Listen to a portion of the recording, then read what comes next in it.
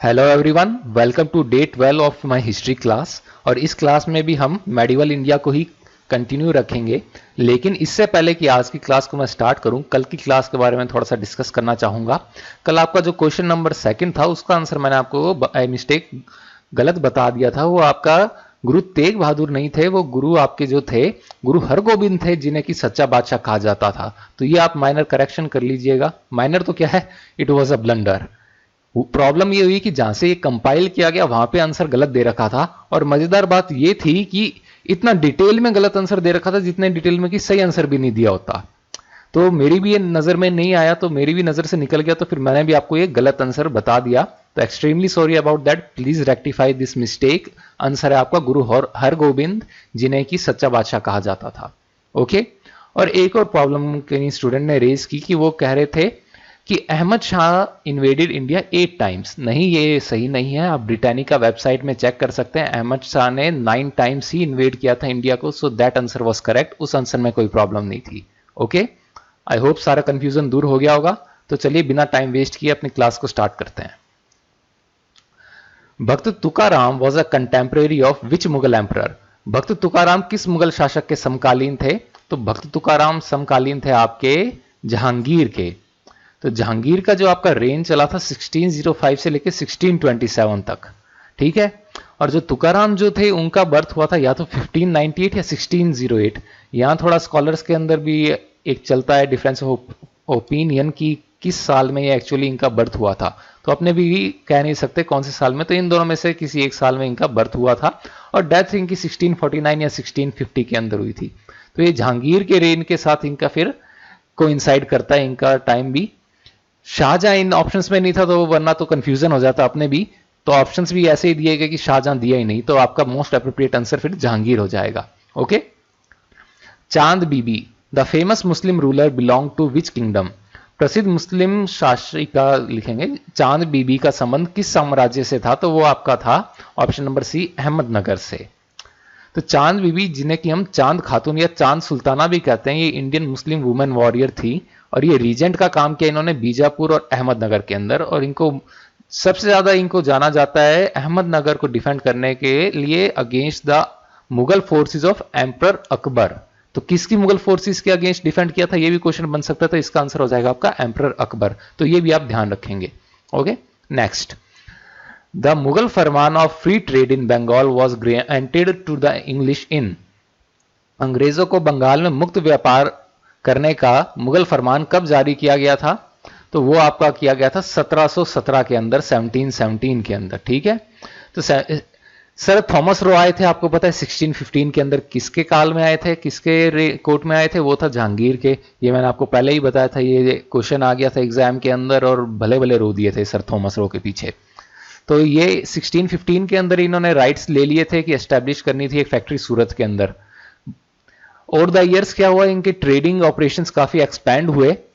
लेकिन 1717 के अंदर ही, मतलब एक सेंचुरी बाद ही इनको राइट्स ये मिले, ये फरमान जारी किया। किसने जारी किया? फारूकशियार ने, कि east India company duty free trade कर सकती है बंगाल के अंदर। तो ये भी इंपॉर्टेंट क्वेश्चन बन सकता है कि किसने ये फरमान जारी किया था? तो ये जारी किया था फारूकशियार ने। ये भी आप याद रखेंगे।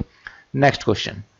The founder of the independent Sikh state was. स्वतंत्र सिख राज्य के संस्थापक कौन थे? तो स्वतंत्र सिख राज्य के संस्थापक थे आपके महाराजा रणजीत सिंह जी। तो महाराजा रणजीत सिंह जी ने ये 19वीं सेंचुरी के अंदर इंडिपेंडेंट सिख एम्पायर को एस्टेब्लिश किया। ये पंजाब रीजन के अंदर ये था। और इन्होंने ये कई सारी जो ये इंडिपेंडेंट सिख जो मिसल्स थी, ऑटोनॉमस सिख मिसल्स थी, इनको ये एक साथ एकजुट करके ये जो इंडिपेंडेंट सिख स्टेट इन्होंने एस्टेब्लिश की on the foundations of the Khalsa. ये खालसा जो पंथ है उसके फाउंडेशन पे इसको ये बनाया था इन्होंने। और ये मिसल क्या है, जो मैंने ये वर्ड यूज लिया, तो मिसल ये सॉवरेन सिख जो कॉन्फिडरेसी है, इनके लिए यूज लिया जाता है। ये 19वीं सेंचुरी में पंजाब रीजन के अंदर ये उभर के सामने आई थी। और it is cited as one of the causes of weakening of Mughal empire. ये नादिर शाह के इन्वेजन के नादिर शाह के इन्वेजन से पहले। तो ये कल एक क्वेश्चन भी आया था कि ये क्या डाउनफॉल का रीजन रहा था, इसमें बताया भी था कि कई सारे ये जो ट्राइब्स थी, सिख्स, जाट्स, राजपूत, इन्होंने रिवोल्ट कर दिया था मुगल्स के अगेंस्ट, तो ये डाउनफॉल का रीजन रहा था। ये आपको ध्यान है कल का क्वेश्चन, तो ये भी आज भी फिर रीट्रेट कर दिया मैंने इसको। Next, whose permission was solicited by Albuquerque, the Portuguese governor, to build a fort at Bhatkal. भाई एक तो ये नेम्स प्रोनाउंस करने में भी बहुत दिक्कत होती है, चलिए हिंदी में पढ़ के देखते हैं। पुर्तगाली गवर्नर अल्बुकर्क, ओके, अल्बुकर्क के द्वारा भटकल में एक किले का निर्माण करने के लिए किससे अनुमति मांगी गई थी? तो ये अनुमति आपको ध्यान है, कल मैंने क्वेश्चन करवाया था कि किस राजा के पोर्चुगीज से अच्छे संबंध थे, तो इसका आंसर क्या था आपको याद होगा, वो था आपका कृष्णदेव राय। तो इसका आंसर भी आपका है कृष्णदेव राय, ऑप्शन नंबर सी। तो ये कृष्णदेव राय ये थे, इनके टाइम में आपको ध्यान है ये विजयनगर एम्पायर के ये सॉरी विजयनगर एम्पायर के ये राजा थे, और विजयनगर एम्पायर ने अपना जेनिथ इनके टाइम पे ही देखा, अपना पीक इनके टाइम पे ही देखा, तो इन्होंने ये फोर्ट अलाउ किया बिल्ड करना 1510 के अंदर भटकल के अंदर, ठीक है। The largest standing army of the Sultanate, directly paid by the state, was created by। सल्तनत की सबसे बड़ी सेना जिसका प्रत्यक्ष भुगतान किया जाता था, किसके द्वारा खड़ी की गई थी? तो वो आपकी खड़ी की गई थी अलाउद्दीन खिलजी के द्वारा। तो प्रॉब्लम ये है कि अपने जो दिल्ली सल्तनत थी, इसमें क्या अफगान इन्वेजन और ये काफी हो जाते थे, या मंगोल के भी हो जाते थे, मतलब ये काफी ओपन रहता था ये फ्रंट, इस साइड से आपके वेस्ट से काफी इन्वेजन का प्रॉब्लम रहती थी, तो इसलिए इनको ये लार्ज आर्मी मेंटेन करनी पड़ती थी। तो इसी लार्ज आर्मी की मदद से ये अलाउद्दीन खिलजी ने मंगोल्स को 2 बार कई मतलब कि खदेड़ा था सक्सेसफुली। तो ये इसका रीजन था क्योंकि इसके पास लार्ज स्टैंडिंग आर्मी थी, और इस आर्मी को मेंटेन करने के लिए कल भी मैंने बताया था इसने प्राइस रेगुलेशन किया था, यही रीजन था प्राइस रेगुलेशन, ताकि ये लार्ज स्टैंडिंग आर्मी कम खर्चे पे ये मेंटेन कर सके। तो इसके लिए इसने क्या किया, जो भी ये ग्रांट्स पिछले सुल्तान्स देते थे उनको वापस ले लिया, प्राइस कंट्रोल्स लेके आया, मार्केट रेगुलेशन किया, और ये सारे रिफॉर्म्स लेके आया ताकि ये आर्मी को, इतनी सारी लार्ज आर्मी को मेंटेन कर सके efficiently. Okay, next, who were the Moplahs? Moplah कौन थे? तो मोपला आपके थे descendants of Arab traders, option number C, अरब व्यापारियों के वंशज। ये मोपला आपने ज्यादातर केरला के अंदर मिलेंगे। ये क्या केरला के जो स्पाइस ट्रेडर्स जो आए थे वहां से अरब से, उनकी ये डिसेंडेंट्स है, और ये जो इस्लामिक कॉन्क्वेस्ट से पहले ही यहां पे आ गए थे। मोपलास के बारे में अपने मॉडर्न इंडिया की हिस्ट्री के अंदर भी पढ़ेंगे, ये मोपला या मालाबार रेबिलियन क्या हुआ था उसके बारे में पढ़ेंगे हम, वो आपकी मॉडर्न हिस्ट्री के अंदर आएगा, अभी नहीं आएगा। Okay, next, who among the following Rajput kings defeated Mohammad Ghori for the first time? निम्न में से किस राजपूत शासक ने पहली बार मोहम्मद गौरी को पराजित किया था? तो नहीं, इसका आंसर पृथ्वीराज थर्ड नहीं है, इसका आंसर आपका है बाघेल भीम। ठीक है, ये आपका बैटल कौन सा हुआ था? बैटल हुआ था आपका कायादरा के अंदर गुजरात में 1178 के अंदर, जिसमें मोहम्मद गौरी को हार झेलनी पड़ी थी। उस टाइम गुजरात का रूलर था भीमदेव सोलंकी सेकंड, लेकिन भीमदेव उस टाइम काफी छोटी एज का था, तो मोस्ट प्रोबेबली आर्मी को कमांड किया था भीमदेव की मदर नायकी देवी ने, और इसके अंदर मतलब काफी ज्यादा इसको लॉस हुआ था मोहम्मद गौरी को। तो इसके बाद से फिर इसने अपनी स्ट्रेटेजी इंडिया में चेंज की थी, और ये कायादरा कहां पे? ये माउंट आबू के पास में है। Okay, next, which sultan had a dispute with Sufi saint Nizamuddin Auliya? सूफी संत निजामुद्दीन औलिया के साथ किस सुल्तान का विवाद था? तो वो आपका था गयासुद्दीन तुगलक। मैंने आपको शायद कल भी बताया था, हुंस दिल्ली दूरस्थ, अभी दिल्ली दूर है। तो ये चीज जो अपने थे निजामुद्दीन औलिया जी, उन्होंने गयासुद्दीन तुगलक के लिए बोला था। गयासुद्दीन तुगलक था, आपको पता है, तुगलक डायनेस्टी का फाउंडर। तो इसने एक रॉकी साइट तुगलकाबाद में चूज की कि वहां पे ये तुगलकाबाद फोर्ट बना सके, क्योंकि वो वहां पे डिफेंड आसानी से किया जा सकता था। ये 4 सालों के अंदर बिल्ड किया गया, लेकिन पूरी तरीके से कभी पॉपुलेट हुआ ही नहीं, और 15 सालों में इसे अबेंडन कर दिया गया। तो इस कंस्ट्रक्शन के दौरान कहा जाता है कि इनके आपस में डिस्प्यूट हुआ था। कई सारे फोकलोर्स चलते हैं इसके बारे में, तो उनमें हम नहीं जाएंगे। तो ये हुंस दिल्ली दूरस्थ भी उनमें से एक फोकलोर ही है, बट एनीवे आगे बढ़ते हैं हम। What was the age of Akbar at the time of his coronation at Kalanaur? Kalanaur में राज्याभिषेक के समय अकबर की उम्र कितनी थी? तो वो थी, आप सभी को पता होगा, 13 साल। तो क्या 1556 में हुमायूं की डेथ हो गई थी, तो उसके बाद क्या अकबर का कोरोनेशन किया गया था, ठीक है, कालानौर पंजाब के अंदर। और आपको ध्यान है अकबर के रीजेंट की तरह किसने काम किया था जब अकबर छोटा सा, तो ही वॉज बैरम खान। तो ये भी आपको ध्यान रखना कि अकबर का रीजेंट कौन था, बैरम खान। ये मेरे ख्याल से आप सभी को पता होगा, ठीक है। Okay, next, the famous romantic story of marriage of Sanyogita the daughter of Garhwal king Jaichandra with Chauhan king Prithviraj is described in. ये तो इजी क्वेश्चन है, सबको पता होगा। ये काम, ये सारा डिस्क्रिप्शन आपका हुआ था पृथ्वीराज रासो के अंदर, ठीक है। पृथ्वीराज रासो किसने लिखा था, चंद्रवरदाई ने। ये भी आपको ध्यान रखना है। तो इसके अंदर ये सारा डिस्क्रिप्शन है पृथ्वीराज चौहान का, लेकिन ये क्या है, आधे हिस्टोरिकल फैक्ट्स है, आधी इमेजिनेशन है इसके अंदर, आधी किंवदंतियां सी इसके अंदर चली हुई है। तो इसको आप रिलायबल हिस्टोरिकल अकाउंट नहीं मान सकते हैं पृथ्वीराज रासो को। Okay, next, Qutub Minar as we find at present was finally rebuilt by. Qutub Minar जिसका वर्तमान में जो स्वरूप है उसका अंततः पुनर्निर्माण किसके द्वारा करवाया गया था, तो वो आपका करवाया गया था फिरोज शाह तुगलक के द्वारा।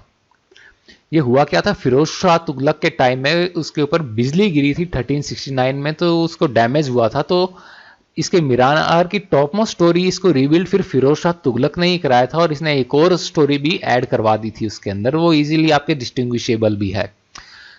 बाद में अर्थक्वेक्स भी आए थे तो उसके अंदर थोड़ा फ्लोर फ्लार और रिपेयर करवाया था सिकंदर लोदी ने, but it's not that significant. ये मेजर जो रीबिल्ड जो करवाया था, जो आप देख सकते हैं, ये फिरोज शाह तुगलक ने ही करवाया था। ऐसे तो बाद में उसके बाद भी एक अर्थक्वेक आया था, तो ये स्मिथ ने एक फिर पेवेलियन भी इसके अंदर ऐड कर दिया था, जिसे कि स्मिथ्स फॉली कहा जाता है, और उसको बाद में हटा भी दिया गया था क्योंकि हमारी का की हेरिटेज को इसने फिर खराब ही किया था। तो वो नहीं, फिर आपका मेन आपका आंसर रहेगा इसमें फिरोज शाह तुगलक, ठीक है। सिकंदर लोदी के साथ आप कंफ्यूज मत हो जाना, क्योंकि कोई कहेगा कि सिकंदर लोदी ने फाइनली वो फ्लोर और की मरम्मत कराई थी, तो नहीं, मेनली इसी ने रिबिल्ड कराया था, एक नई स्टोरी भी ऐड की थी। Okay, next, which battle led to the destruction of the Vijayanagar empire by the combined armies of Bijapur, Ahmadnagar, Golconda and Bidar. Bijapur, Ahmadnagar, Golconda और बीदर की संयुक्त सेनाओं द्वारा विजयनगर साम्राज्य को नष्ट करने के लिए कौन सी लड़ाई हुई थी, तो अपने पता है थर्ड बैटल ऑफ पानीपत तो अहमद शाह अब्दाली और सदाशिव राव भाऊ के बीच में हुआ था। ये एंग्लो मैसूर वॉर्स आपको पता है कि टीपू सुल्तान और ब्रिटिश के बीच में हुए थे, तो आपका करेक्ट आंसर है battle of Talikota, option number C. Battle of Talikota ये 1565 में लड़ा गया था। ये वाटरशेड बैटल था जो कि विजयनगर एम्पायर और जो डेक्कन सल्तनत थी, इनके जो कंबाइंड अलायंस के बीच के अंदर हुआ था।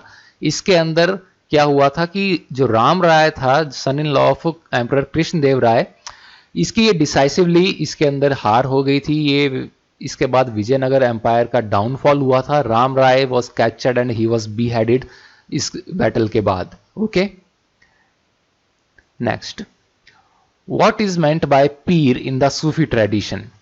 सूफी परंपरा में पीर शब्द का अर्थ क्या है, तो ए द सुप्रीम गॉड, सर्वोच्च ईश्वर, या the Guru of the Sufis, सूफियों का गुरु, C the greatest of all Sufi saints, सूफी संतों में सबसे महान संत, या D the orthodox teacher who contest the Sufi believes, वह रूढ़िवादी गुरु जो सूफी मान्यताओं को चुनौती देता है। तो इसका करेक्ट आंसर है आपका the Guru of the Sufis, सूफियों का गुरु, ऑप्शन नंबर बी।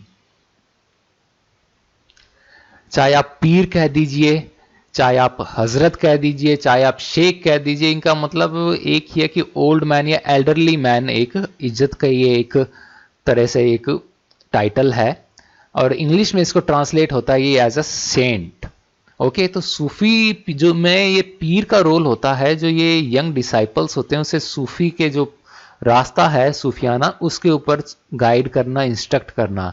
और ये कैसे करते हैं, ये जो लेसन्स देते हैं जिन्हें कहते हैं सुहबास, इसके द्वारा और इंडिविजुअल गाइडेंस के द्वारा ये उस पाथ पे इन्हें गाइड करते हैं, इंस्ट्रक्ट करते हैं। तो इसको सुभाष पढ़ना, सुभाष मत पढ़ लेना। Okay, next question, within the Vijayanagara administration what were Manyams. Vijayanagara प्रशासन में मान्यम क्या होते थे, A tax free land granted to the temples, मंदिरों को दान में दी जाने वाली कर मुक्त भूमि, बी विलेज असेंबलीज, ग्राम सभाएं, C tax free land granted to Ayagars, अयागारों को दान में दी गई कर मुक्त भूमि, या D assemblies of territorial divisions that were larger than the villages, गांवों से बड़े प्रादेशिक खंडों की सभाएं। तो आपका करेक्ट आंसर है आपका option number C, tax free land granted to the Ayagars. तो आयगर सिस्टम के अंदर क्या था कि ये 12 मेंबर का एक ग्रुप ये कंस्टिट्यूट करते थे, जो गवर्नमेंट सेंट्रल एडमिनिस्ट्रेशन था, ताकि ये विलेज लेवल जो एडमिनिस्ट्रेशन है इसे एफिशिएंटली मैनेज किया जा सके। ये ऑफिशियल्स कहलाते थे आयगर्स, और इनका काम क्या होता था, ये जो विलेज के अंदर जो भी ये सेल और परचेज ऑफ लैंड है उसको ये ओवरलुक करते थे, और इनको जो सर्विसेज होती थी इसके बदले में क्या करते थे, इनको एक जो जमीन का हिस्सा या प्लॉट का हिस्सा देते थे, ये टैक्स फ्री हिस्सा दे देते थे, टैक्स फ्री होता था, ठीक है। और ये हेरिडिटरी होता था, ये चीज आपको ध्यान रखनी है, एक इंपॉर्टेंट चीज कि ये हेरिडिटरी प्रोफेशन था। Okay, next, Iltutmish established a centre of learning at, Iltutmish ने शिक्षा का एक केंद्र कहां स्थापित किया था, तो वो उसने स्थापित किया था आपके पटना के अंदर, option number D. During the reign of Iltutmish, Delhi gradually became the greatest centre of learning and culture in the east, ठीक है। और इसने एस्टैब्लिश किया एक पटना के अंदर अजीमाबाद के अंदर ये सेंटर को। ओके, नेक्स्ट, द चालीसा और the group of 40 was the nickname of, Chalisa या 40 लोगों का समूह किसका उपनाम था? A, persons who collected tax, कर वसूलने वाले लोग, B, class of village headman, ग्राम प्रधान का वर्ग, C, Turkish nobility created by Iltutmish, Iltutmish के द्वारा बनाई गई तुर्की कुलीनता, या D, officers who were chiefs of merchandise, वे अधिकारी जो व्यापार के प्रमुख होते थे। तो इसका करेक्ट आंसर है आपका option number C, Turkish nobility created by Iltutmish, Iltutmish के द्वारा बनाई गई तुर्की कुलीनता। तो इसके अंदर इसको अपने कॉर्प्स ऑफ 40 कह दीजिए, चालीसा कह दीजिए, या अमीर चहलगानी कह दीजिए, इसके अंदर 40 टर्किश और बाद में नॉन टर्किश भी नॉबल्स भी इसके अंदर रखे गए थे दिल्ली सल्तनत के एडमिनिस्ट्रेशन के लिए। इल्तुतमिश को ऐसा लगा कि इसके जो पहले के जो नॉबल्स थे वो क्या पता इसके अगेंस्ट रिबेल कर जाएं, तो इसके लिए फिर इल्तुतमिश ने क्या किया कि इसको कंस्टिट्यूट किया, अपने जो सबसे जो लॉयल सर्वेंट्स थे उनके ये एक कॉर्प्स इसने कंस्टिट्यूट कर दिया। लेकिन बाद में क्या प्रॉब्लम होने लग गई कि ये बहुत ज्यादा पावरफुल हो गया इल्तुतमिश के बाद, तो ये रजिया सुल्तान और के टाइम इन्होंने बहुत प्रॉब्लम क्रिएट की, ठीक है। तो ये कई बार तो क्या सुल्तान जब नहीं होता था तो उसके सक्सेशन में ये बहुत इंस्ट्रूमेंटल रोल प्ले करने लग गए थे। तो फिर इसी के थ्रू ये बलबन भी राजा इसका ही मेंबर था और इसी के थ्रू ये बलबन बना था, लेकिन बलबन ने ये रियलाइज किया कि ये आगे चल के न्यूसेंस हो सकती है, तो बलबन ने फिर इसकी पावर को खत्म कर दिया और फिर क्राउन की जो पावर उसको रीएस्टैब्लिश किया, ठीक है। Next, which of the following pairs is incorrect, निम्न में से कौन सा युग्म गलत है? तो ए, बाबर वर्सेस संग्राम सिंह, बी, शेरशाह वर्सेस हुमायूं, सी, Genghis Khan versus Alauddin Khilji, या डी, अकबर वर्सेस हेमू। तो इसका करेक्ट आंसर आपको ध्यान होगा, कल भी मैंने बताया था चंगेज खान किसके टाइम में आया था, तो वो आया था आपके इल्तुतमिश के टाइम में। तो इसका ऑप्शन नंबर सी करेक्ट है। इसके अंदर चंगेज खान आपको ध्यान है, जैसे मैंने बताया ये आया था इल्तुतमिश के पीरियड के अंदर, और ये बाबर ने संग्राम सिंह, जिसे कि राणा सांगा भी कहते हैं, बैटल ऑफ खानवा हुआ था 1527 के अंदर, तब लड़ाई की थी। हुमायूं और शेरशाह की थी बैटल ऑफ चौसा या बैटल ऑफ कन्नौज कह दें 1539 के अंदर, और अकबर और हेमू की हुई थी in second battle of Panipat in 1556। तो बाकी तीन ऑप्शंस करेक्ट थे, ये गलत था। Next, Iltutmish followed the policy of neutrality when Mangabarni asked for help against the Mongols because, तो जब मंगबरनी ने मंगोलों के विरुद्ध सहायता मांगी तब इल्तुतमिश ने न्यूट्रल रहने का क्यों डिसीजन लिया था? A, he did not want to drag his infant kingdom into Central Asian politics, वह अपने अभी अभी बने साम्राज्य को मध्य एशियाई राजनीति में उलझाना नहीं चाहता था। B, he was not strong enough to help him, वह इतना मजबूत नहीं था कि उसकी सहायता कर सके। C, he did not like मंगाबरनी, वह मंगाबरनी को पसंद नहीं करता था। या D, he was scared of Mongols, वह मंगोलों से भयभीत था। तो इसका करेक्ट आंसर है आपका option number A, He did not want to drag his infant kingdom into Central Asian politics.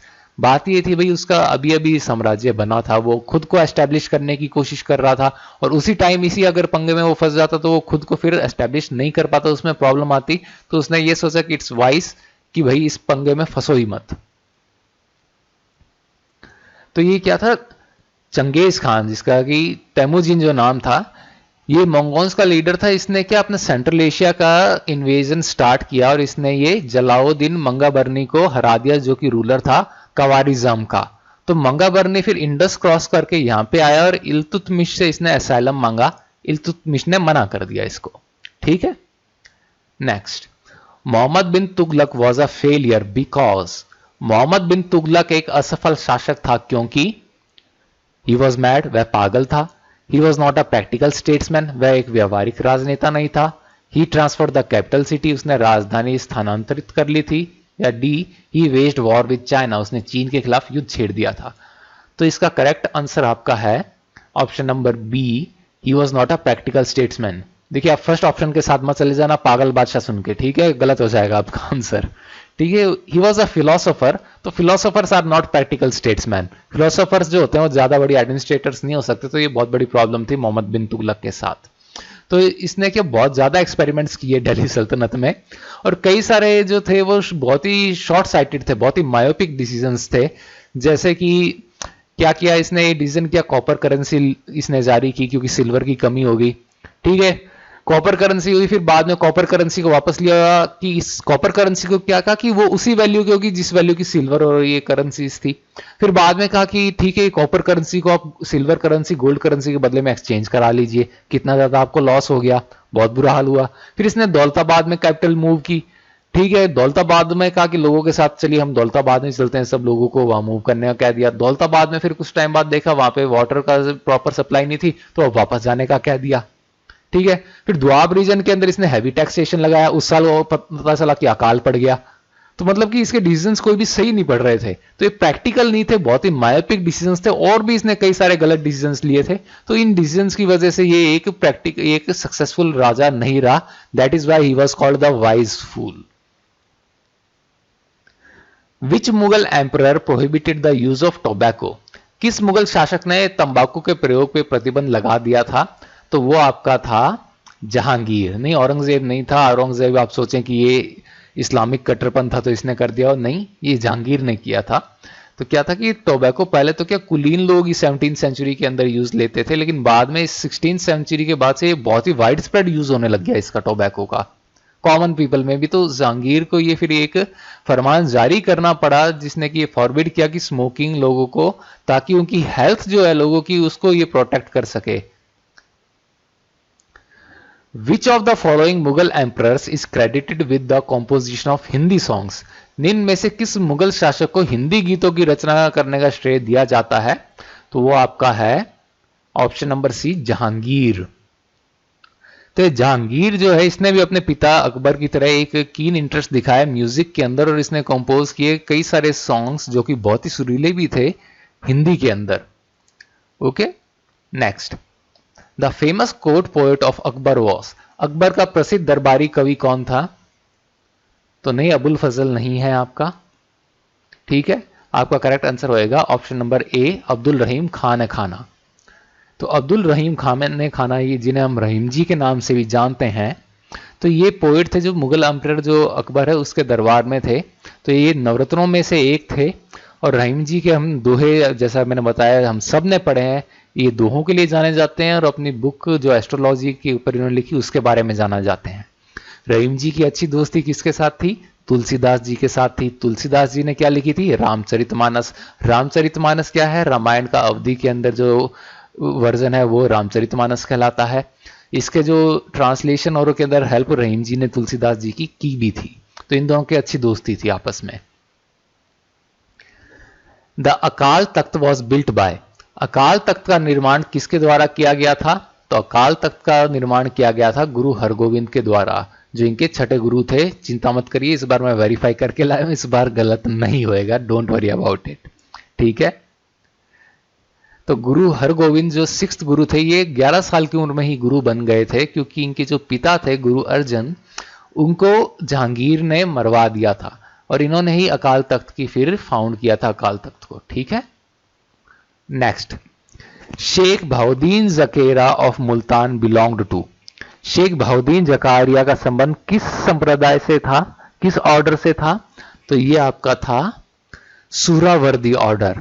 हम सब ने तो क्या चिश्ती ऑर्डर ही सुना होता है, तो अपने क्या फैमिलियर लगे तो चिश्ती ऑर्डर लगा दे, तो नहीं, चिश्ती ऑर्डर नहीं, सूरावर्दी ऑर्डर। चिश्ती ऑर्डर को फाउंड किसने किया था? अपने जो साउथ एशिया जो है इस रीजन के अंदर, तो वो आपको ध्यान है शेख मोइनुद्दीन चिश्ती जिनकी की दरगाह है आपके अजमेर के अंदर। ठीक है, सूरावर्दी ऑर्डर को यहाँ पे साउथ एशिया के अंदर फाउंड किया था इन्होंने बहाउद्दीन जकारिया, जो कि एक सुन्नी मुस्लिम स्कॉलर और सूफी सेंट थे और पोइट भी थे। Okay, next, Humayun had to run away from India after he was defeated in the battle of. किस लड़ाई में हारने के बाद हुमायूं को भारत छोड़कर भागना पड़ा था? तो वो थी आपकी battle of Kannauj.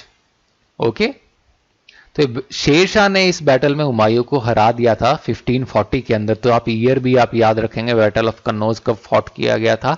Then the year was 1540। किसके अगेंस्ट? शेरशाह सूरी के अगेंस्ट। ये हर कोई बता देगा, लेकिन ईयर यहाँ पे इंपॉर्टेंट है। ठीक है, और ये फिर सूरी डायनेस्टी से शेरशाह सूरी ने एस्टेब्लिश की थी।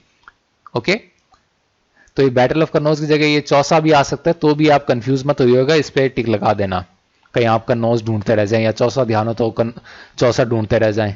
ठीक है, next, the conflict between the Mughals and the Marathas began during the reign of. मुगलों तथा मराठों के बीच संघर्षों की शुरुआत किसके शासनकाल में हुई थी? तो वो आपके हुई थी औरंगजेब के शासनकाल में।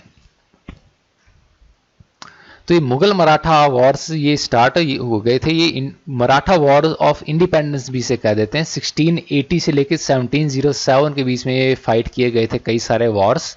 ये स्टार्ट इसलिए हुए थे क्योंकि औरंगजेब ने इन्वेड कर दिया था मराठा एनक्लेव को बीजापुर में, जिसके कि छत्रपति शिवाजी ने एस्टेब्लिश किया था। तो तब से ये कन्फ्लिक्ट स्टार्ट हुआ था।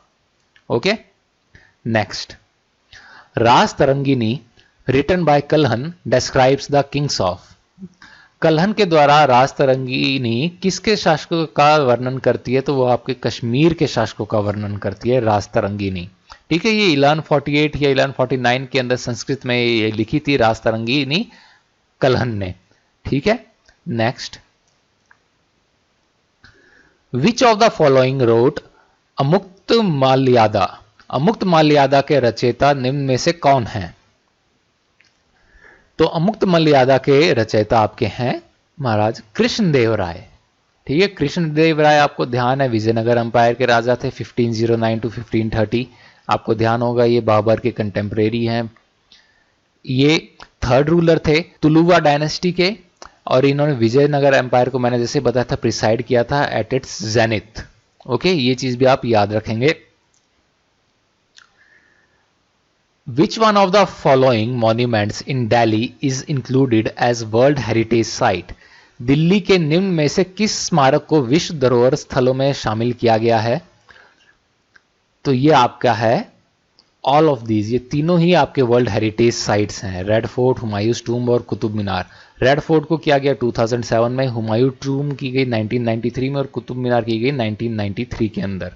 Okay, next question, Which one of the following works of Amir Khusro deals with the military expeditions of Alauddin Khilji? अमीर खुसरो की निम्न में से कौन सी कृति अलाउद्दीन खिलजी के सैन्य अभियानों से संबंधित है?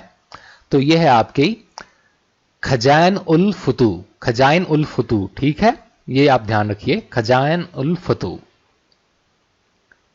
तो खुसरो ने ये अमीर खुसरो ने लिखी ये खजाइन उल फतू। इसके अंदर अलाउद्दीन खिलजी के कंस्ट्रक्शन वर्क, वॉर्स और एडमिनिस्ट्रेटिव सर्विसेज का ये अकाउंट इसके अंदर है, और इसका कॉन्क्वेस्ट ऑफ गुजरात, रणथंभौर, मेवाड़, मालवा, देवगिरी, वारंगल और द्वार समुद्र की जो इन्होंने कॉन्क्वेस्ट किया उसके बारे में इसका जिक्र है, खुसरो ने किया है इसके अंदर। और मिफ्ताह उल फतू, इसके अंदर ये जलाउद्दीन जो खिलजी हैं उनके जो अकाउंट्स हैं उसके बारे में ये लिखा गया है। और नूस सिपर जो है इसका डिस्क्रिप्शन है इवेंट्स ऑफ मुबारक शाह खिलजी, उसके रेन के बारे में इन्होंने इसका जिक्र किया है। तो कल शायद क्वेश्चन भी आया था कि 5 जो किंग्स जो सुल्तान से दिल्ली सल्तनत के, उनके बारे में उनके अकाउंट्स का इसमें जिक्र किया है अमीर खुसरो ने, तो उनमें से कौन सा एक नहीं था? तो आंसर आपका आया था मोहम्मद बिन तुगलक। ध्यान होगा आपको ये, ठीक है। तो नेक्स्ट क्वेश्चन की ओर बढ़ते हैं। Second battle of Tarain took place in the year. Tarain की दूसरी लड़ाई किस वर्ष में हुई थी? तो तराइन की दूसरी लड़ाई हुई थी आपके, देखिए 1191 में तो आपकी फर्स्ट बैटल ऑफ तराइन हुई थी, ये चीज ध्यान रखिए। तो सेकंड हुई थी आपकी 1192 के अंदर, ठीक है, याद रखिएगा। थर्ड ये 1193 के अंदर कौन सी हुई थी? ये बैटल ऑफ चंदावार हुई थी। इसके अंदर क्या हुआ था? मोहम्मद गौरी वर्सेस जयचंद हुआ था, ठीक है। और ये बैटल ऑफ रणथंभौर के टाइम तक ये मोहम्मद गौरी जा चुका था यहां से, तो ये इसकी जगह कुतुबुद्दीन ऐबक ने रणथंभौर को कॉन्कर किया था। ये 1195 के अंदर हुआ था, ठीक है। Next, which of the following is located in Aurangabad? निम्न में से कौन सा औरंगाबाद में स्थित है? तो औरंगाबाद में आपका स्थित है tomb of Aurangzeb queen, Aurangzeb की रानी का मकबरा, जिसे कि हम बीबी का मकबरा भी कहते हैं, ये वहां पे स्थित है। तो ये क्या है कि बीबी का मकबरा बनाया था औरंगजेब ने 1660 में, इसका ऑर्डर दिया था कि ये बन जाए, क्योंकि इसकी जो वाइफ थी दिलरास बानो बेगम, ये इसकी फर्स्ट वाइफ थी और इसकी चीफ वाइफ थी, जिन्हें कि पोस्थ्यूमसली ये भी कहा जाता है राबिया उद दौरानी, ये पोस्थ्यूमस इनका नेम था। तो ये इनकी जो याद में औरंगजेब ने बनवाया था ये बीबी का मकबरा, और ये ताजमहल की बहुत ही बेकार कॉपी भी कही जाती है इसे। इट्स इन औरंगाबाद, तो ये भी याद रखिएगा ताजमहल की ये जो कॉपी किसको कहा जाता है? तो ये बीबी का मकबरा, जो कि स्थित है आपका औरंगाबाद के अंदर। Next, famous battle of Talikota was fought in. Talikota का प्रसिद्ध युद्ध कब लड़ा गया था? तो ये मैंने आपको पहले ही बताया, ये लड़ा गया था 1565 के अंदर, ठीक है। बैटल ऑफ तालिकोटा ये मैंने बताया था, राम राय को कैप्चर करके बिहेड कर दिया गया था। Ram Raya was son in law of Krishnadeva Raya, ये चीज भी आपको याद रखनी है, okay. Who among the following was appointed as the controller of the grain market by Alauddin Khilji during the implementation of market control measures? बाजार नियंत्रण उपायों को लागू करने के दौरान अलाउद्दीन खिलजी के द्वारा अनाज बाजार का नियंत्रक निम्न में से किसे नियुक्त किया गया था? तो वो आपका था मलिक काबुल, ठीक है, Malik Kabul. So next question, where did Aurangzeb die? Aurangzeb की मृत्यु कहां हुई थी? तो औरंगजेब की डेथ हुई थी आपके अहमदनगर के अंदर, ठीक है, ये ध्यान रखिएगा। अहमदनगर के अंदर 1707 एट द एज ऑफ 88, काफी ओल्ड एज में डेथ हुई थी, ठीक है। और 1707 का आपको ध्यान होगा जो मराठा वॉर ऑफ इंडिपेंडेंस थे वो एंड हुए थे, तो औरंगजेब की डेथ के साथ ही वो एंड हुए थे। तो मॉडेस्ट ओपन एयर ग्रेव है इसकी औरंगजेब की, कहां पे है? अहमदनगर के अंदर, ठीक है। Who among the following accepted दीन इलाही? निम्न में से किसने दीन इलाही अपनाया था? तानसेन, टोडरमल, बीरबल या राजमान सिंह? तो इसका करेक्ट आंसर है आपका बीरबल। तो दीन इलाही जिसे कि डिवाइन फेथ कहते हैं, ये सिंक्रेटिक रिलीजन था जिसे अकबर ने फाउंड किया था। कब किया था? 1582 के अंदर। ये डेट इंपॉर्टेंट है, आपको याद हो जानी चाहिए अब तक। इसकी ये इंटेंशन थी कि जो भी मेजर जो रिलीजन है इनके जो एलिमेंट्स हैं इनको ये मर्ज करे, ताकि जो भी ये रिलीजियस डिफरेंसेस हैं जो कि इसके जो प्रजा के लोगों के बीच में वो खत्म हो सकें। तो बीरबल जो था ये इनका हिंदू एडवाइजर और मेन कमांडर था आर्मी का, ये अकबर की, और ये नवरत्नों में से एक था। And he was the only Hindu to adopt Din Ilahi, ठीक है, ये भी याद रखना है।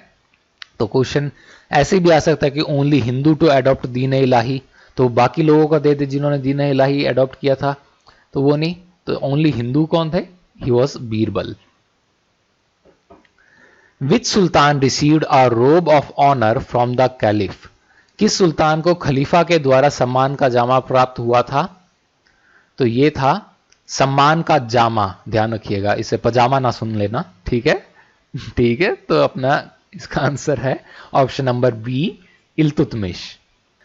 तो ये इल्तुतमिश को ये रिसीव हुआ था ये रोब ऑफ ऑनर, और इससे क्या होता है, इल्तुतमिश की जो अथॉरिटी थी ये काफी स्ट्रेंथन हो गई थी, और इसका स्टेटस है ये काफी ऊंचा हो गया था मुस्लिम वर्ल्ड के अंदर।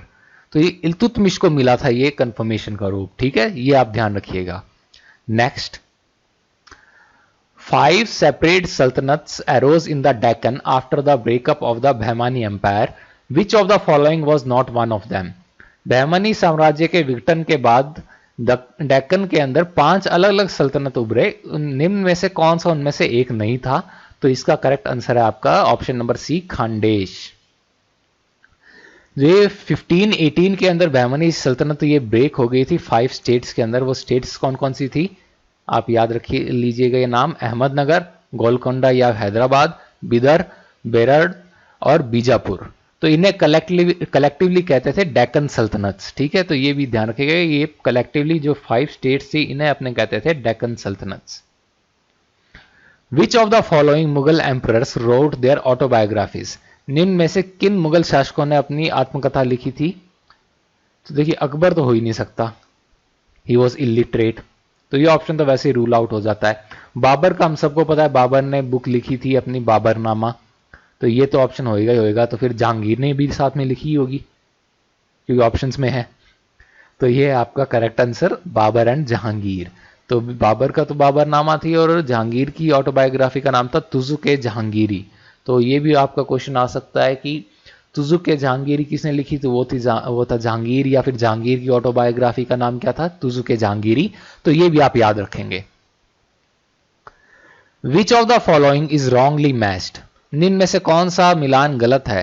अलाई दरवाजा अलाउद्दीन खिलजी, ये सही है, अलाउद्दीन खिलजी ने अलाई दरवाजा बनाया था। 2.5 दिन का झोंपड़ा कुतुबुद्दीन ऐबक, ये भी सही है। कुतुब मीनार ऐबक एंड इल्तुतमिश, सही है, कुतुबुद्दीन ऐबक ने स्टार्ट की थी और इल्तुतमिश ने फिनिश की थी, ये भी सही है।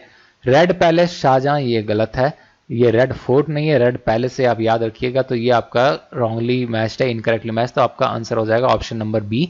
इसको बनवाया किसने था? इसको बनवाया था आपके ग्यासुद्दीन बलबन ने। ठीक है, लाल महल ये बनवाया था ग्यासुद्दीन बलबन ने, ये ध्यान रखना, इसको रेड फोर्ट के साथ कंफ्यूज मत कर जाना। ठीक है, next. Presently Daulatabad, where Muhammad bin Tughlaq had transferred the capital from Delhi, is situated near। Daulatabad जहां मोहम्मद बिन तुगलक ने दिल्ली से अपनी राजधानी स्थानांतरित की थी, वर्तमान में किसके समीप है? तो वो है आपके औरंगाबाद के पास में, ऑप्शन नंबर बी। तो दौलताबाद ये 14th सेंचुरी फोर्ट है महाराष्ट्र के अंदर, ये औरंगाबाद से 16 किलोमीटर नॉर्थ वेस्ट के अंदर पड़ता है। ठीक है, और इसके तुगलक डायनेस्टी की ये कैपिटल रही थी 1327 से लेके मोहम्मद बिन तुगलक के अंडर। ठीक है, और इसने इसका नाम भी चेंज कर दिया था और अपनी एंटायर पॉपुलेशन को फोर्स किया था कि वो दिल्ली से वहां तक जाके रहे, लेकिन जैसा मैंने आपको बताया था 2 साल के अंदर इसने कहा वापस जाओ क्योंकि वहां पे पानी की कमी थी। तो ये भी इसका एक बेवकूफाना डिसीजन रहा था मोहम्मद बिन तुगलक का। The king was freed from his people and they from their king, on whose death did Badauni comment this। राजा को अपने लोगों से मुक्ति हुई मिली और लोग अपने राजा से मुक्त हुए। ये बदाऊनी ने किसकी मृत्यु पे ये टिप्पणी की थी? तो ये टिप्पणी की थी बदाऊनी ने मोहम्मद बिन तुगलक के लिए, क्योंकि तुगलक ने जो किए काम उसके लिए तो खैर क्या कहें, तो ये मोहम्मद बिन तुगलक के लिए बदाऊनी ने कहा था। Okay, name the Indian king who warmly received the Portuguese traveler Vasco da Gama when he landed at Calicut। तो एक तो ये क्वेश्चन का आंसर भी आपको मिल जाता है इसके अंदर कि वास्को डा गामा कहां पे लैंड हुए थे, तो आंसर है कैलिकट। तो क्वेश्चन के अंदर ही चलिए आंसर मिल गया, पर ये भी क्वेश्चन बन सकता है। तो उस भारतीय शासक का नाम बताएं जिसने पुर्तगाली यात्री वास्को डा गामा का गर्मजोशी से स्वागत किया जब वह कैलिकट आया था। तो इसका करेक्ट आंसर है आपका ऑप्शन नंबर सी, ज़ैमोरिन। तो द पोर्चुगीज ट्रैवलर, ये वास्को डा गामा कब आए थे? ये आपका ईयर भी याद रखना होता है, 1498 के अंदर यहां पे आए थे और कैलिकट में आए थे। वहां पे ये वहां के राजा ज़ैमोरिन ने वार्मली रिसीव किया था। ठीक है, मोहम्मद गजनी, ये महमूद है, मोहम्मद नहीं है वैसे, Mahmud Ghazni invaded India 17 times between. Mahmud Ghazni ने भारत के लिए 17 बार भारत पे आक्रमण किया था। वो कौन से वर्ष से कौन से वर्ष के बीच में किया था? तो वो था आपका 1000 से लेके 1026 के बीच में। और सोमनाथ पे आक्रमण किया था 1025 में, वो आपका 16वां था। 17वां इसने किया था कब, किसके ऊपर? जाट्स के ऊपर किया था इन 1026 के अंदर। ठीक है, ये चीज आपको याद रखनी है।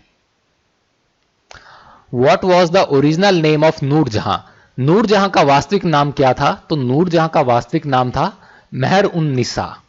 ये आप सभी को पता भी होगा, इजी था। विच सुल्तान डिक्लेयर्ड हिमसेल्फ एज सिकंदर ए सानी द सेकंड अलेक्जेंडर? किस सुल्तान ने खुद को सिकंदर ए सानी अर्थात दूसरा सिकंदर घोषित किया था? तो वो था आपका Alauddin Khilji. Alauddin Khilji was a great conqueror. ये साउथ तक पहुंच गया था, कहा जाता है कि रामेश्वरम तक पहुंच के वहां पे भी इसने शायद मस्जिद वहां पे एक बनवाया हुआ है।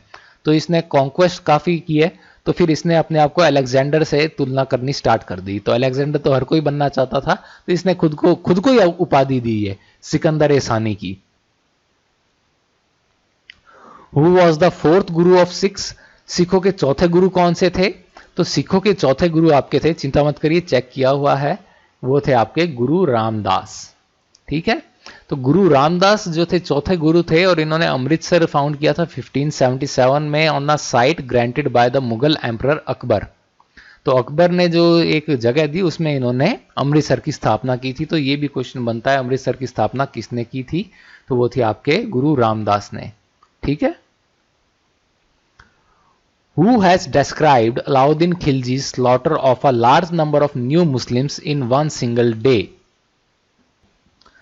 अलाउद्दीन खिलजी के द्वारा बड़ी संख्या में नए मुसलमानों की एक दिन में की गई हत्या का वर्णन किसने किया है? तो वो आपका किया है भाई, नो अनडाउटेडली ये अमीर खुसरो ही होंगे, ये ही उनके कंटेम्परेरी थे। ठीक है, अमीर खुसरो को पैरेट ऑफ इंडिया भी कहा जाता है, ये भी आपको ध्यान होगा। The most powerful Peshwa was? सर्वाधिक शक्तिशाली पेशवा कौन थे? तो वो आपके थे बाजीराव। हाँ, ये बाजीराव मस्तानी वाले बाजीराव ही हैं आपके।